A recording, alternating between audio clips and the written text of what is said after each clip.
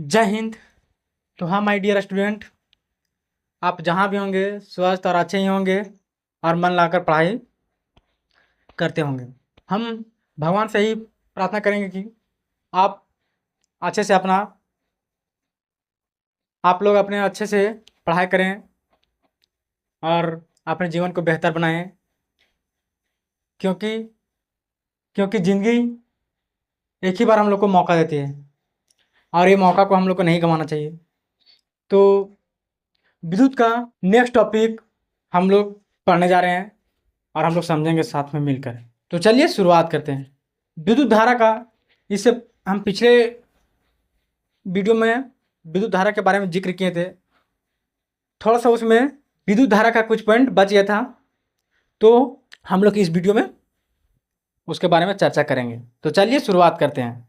ये है formula related धारा को हम बहुत अच्छे, विद्युत धारा को बहुत अच्छा से हम लोग समझे थे कि कोई चीज़ लगातार बहना उसको हम लोग बोलते हैं धारा। जैसे हवाओं का धारा, हवाएं लगातार चल रही है तो वो हवाओं का धारा करेंगे।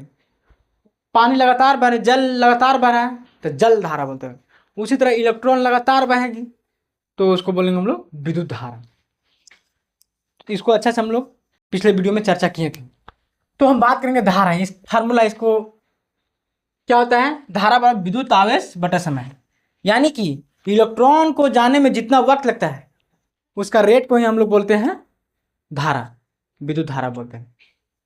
The rate of change of electric charge is called electric current.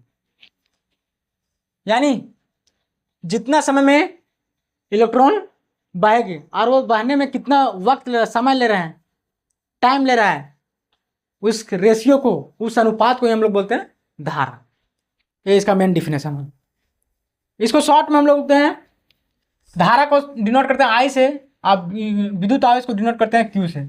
इससे क्यू बाई और समय को सेकेंड यानी टाइम, यानी आई बराबर क्यू बाई टी, आई बराबर क्यू बाई टी।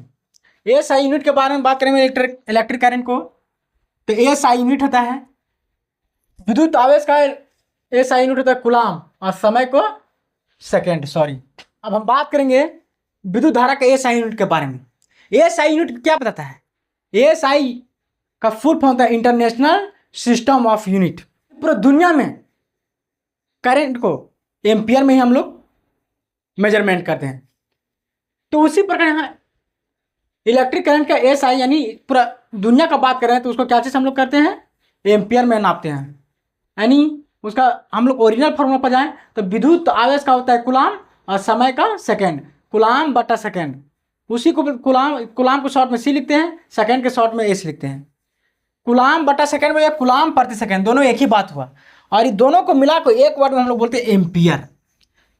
कूलाम प्रति सेकेंड को एक वर्ड में हम बात करेंगे तो एम्पियर बोलते हैं इसको, और एम्पियर को शॉर्ट में ए से सूचित करते हैं। अब देखिए इसमें कुछ इंपॉर्टेंट चीज़ है जो आप लोग को समझना है और कुछ याद भी करना है। एक बार इसको कंफर्म हम दोनों चीज़ लिखे हैं, अंडरस्टैंड इसको करना है और लर्न इसको करना है, क्योंकि एक चीज़ अब आप लोग को यहाँ से न्यूमेरिकल बनाने में बहुत सहायता करेगा। तो उसको लर्न क्या करना है, देखिए 1 मिली बराबर क्या होता है 10 के पावर -3, और 1 माइक्रो को शॉर्ट में इस तरह लिखा जाता है 10 के पावर -6, और 1 मेगा 10 के पावर 6 को बोलते हैं, और 1 किलो 10 के पावर 3। ये तो शॉर्ट 10 के पावर 3 यानी कि 10 को हम लोग को लिखना है 10 मतलब 3 को 0 1000, 10 के पावर 6 यानी वो यहाँ पे 6 को 0 होगा। तो इस तरह आप लोग इसको आप लोग को लर्न करना है और इसमें अंडरस्टैंड करना है। बस इसी को जस्ट हम लोग यहाँ कॉपी किए, थोड़ा सा इसमें कुछ चेंज किए हैं। क्या चेंज किए? 1 मिली बराबर क्या होता है 10 के पावर -3, बट केवल यहाँ क्या लिखे हम 1 milli ampere equal to 10 to the power -3 ampere. 1 micro ampere 10 के पावर -6, 10 के पावर -6 है, खाली एम्पियर का यहाँ बात कर रहे हैं तो एम्पियर लिखेंगे। 1 मेगा 10 के पावर 6 होता है, यहाँ एम्पियर का बात कर रहे हैं तो यहाँ ए लिखेंगे। उसी प्रकार अभी हम लोग 1 मिली चार्ज यानी आवेश की बात कर रहे हैं तो 10 के पावर -3 यहाँ खाली कूलाम लिखते हैं। 1 माइक्रो यहाँ आवेश लिखते हैं 10 के पावर -6 कूलाम, यहाँ 1 मेगा, यहाँ एम्पियर, यहाँ केवल आवेश हम लोग को लिखते हैं, तो ये क्या आ गया 10⁻6 कूलाम। तो इसको अंडरस्टैंड करना है और ये चीज़ को लर्न करना है। एक बार आप लोग के दिमाग में यही फिट हो जाएगा तो ये चीज़ फिर आप लोग को आसान लगेगा, और ये बहुत इंपॉर्टेंट भी है।